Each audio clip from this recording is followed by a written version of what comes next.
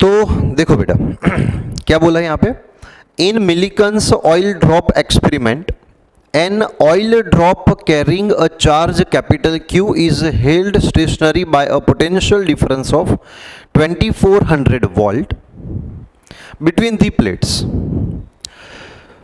तो मैं यहाँ पे दो प्लेट ले रहा हूँ, ये फर्स्ट प्लेट है, ये सेकेंड प्लेट है, बराबर। यहाँ पे हमने एक ऑयल ड्रॉप रख दिया है जिसका चार्ज है कैपिटल Q, मास ले लो m। तो ये m मास की वजह से डाउनवर्ड डायरेक्शन में गिरने वाला था। कौन से फोर्स की वजह से? ग्रेविटेशनल फोर्स की वजह से। अब इस पे चार्ज है Q, तो दो प्लेट के बीच में इलेक्ट्रिक फील्ड होगा अगर आप पॉजिटिव नेगेटिवली चार्ज्ड प्लेट रखते हो तो इलेक्ट्रिक फील्ड इस डायरेक्शन में आया।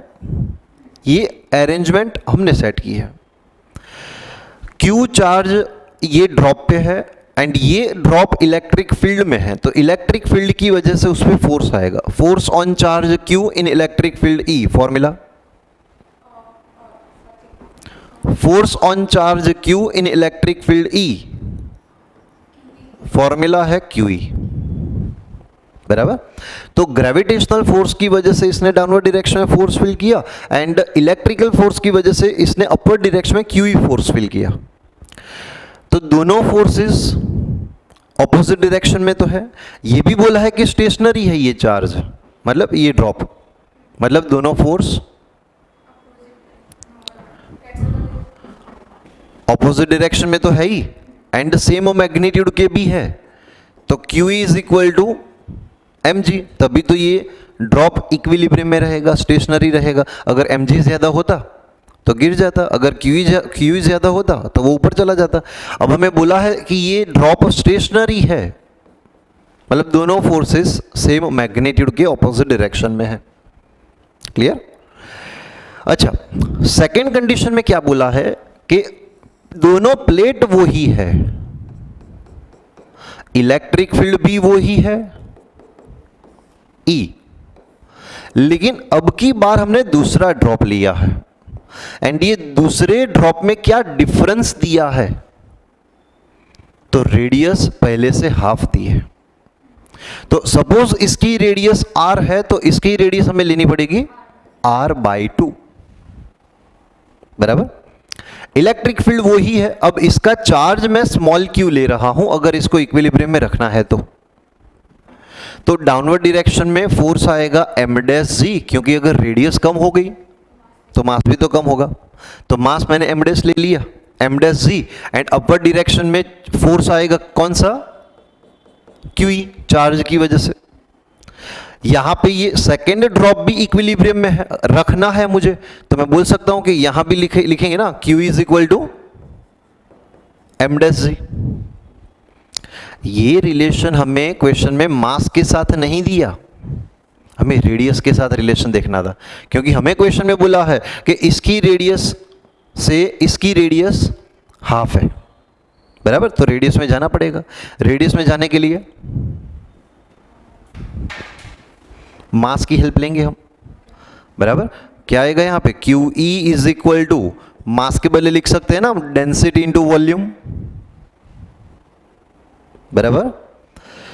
एंड वॉल्यूम से हम अब रेडियस में जा सकते हैं, कैसे? 4/3 पाई r³g। समझ में आ रहा है? वैसे ही यहां भी कर देते हैं हम। चलो, क्या आएगा? QE इज इक्वल टू, अब ये भी ऑयल ड्रॉप है, ये भी ऑयल ड्रॉप है, तो डेंसिटी तो सेम रहेगी, इसीलिए रो रख रहा हूं। हाँ, इसका वॉल्यूम मैं VDS ले रहा हूं इंटू g। तो बताओ यहां पे क्या मिलेगा? QE इज इक्वल टू, हाँ, रो इंटू 4/3 पाई, इसकी रेडियस बेटा r/2 थी, तो क्या आएगा यहाँ पे? r³/8, बराबर ना जी? क्लियर? नेक्स्ट यहां पे हमें क्वेश्चन में दिया था पहले पोटेंशियल डिफरेंस, इलेक्ट्रिक फील्ड का कोई रिलेशन नहीं दिया। हाँ, यहां पे बोला है पहले पोटेंशियल डिफरेंस दोनों के बीच में कितना रखा है हमने? 2400। एंड यहां पे नया पोटेंशियल डिफरेंस कितना रखा है हमने? 600 वोल्ट। क्लियर? तो यहां पे ये इलेक्ट्रिक फील्ड को हम कन्वर्ट करेंगे पोटेंशियल डिफरेंस में। फॉर्मूला क्या होती है? फॉर्मूला क्या होती है? इलेक्ट्रिक फील्ड को कन्वर्ट करेंगे, फॉर्मूला होती है E is equal to V by D, बराबर ना? तो V by D, V dash by D, distance हमने सेम लिया है, सिर्फ पोटेंशियल डिफरेंस चेंज किया है। तो अब ये दोनों का हम रेशियो निकालेंगे, बराबर? तो यहां पे आएगा ऊपर QV by D is equal to, सामने क्या था? Rho into 4/3 pi R cube G. नीचे क्या आएगा?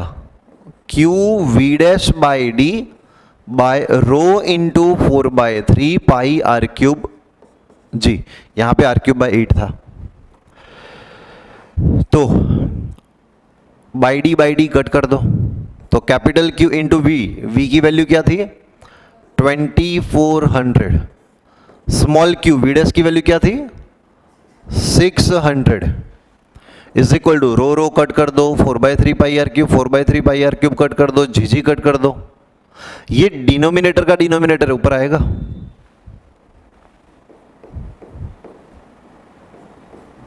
सिक्स 4 जा 4 2 जा, स्मॉल क्यू इस साइड लेकर आओ, 2 को नीचे लेकर आओ, तो Q by 2 is equal to small Q आएगा। तो ये है आपका आंसर बी। सही है?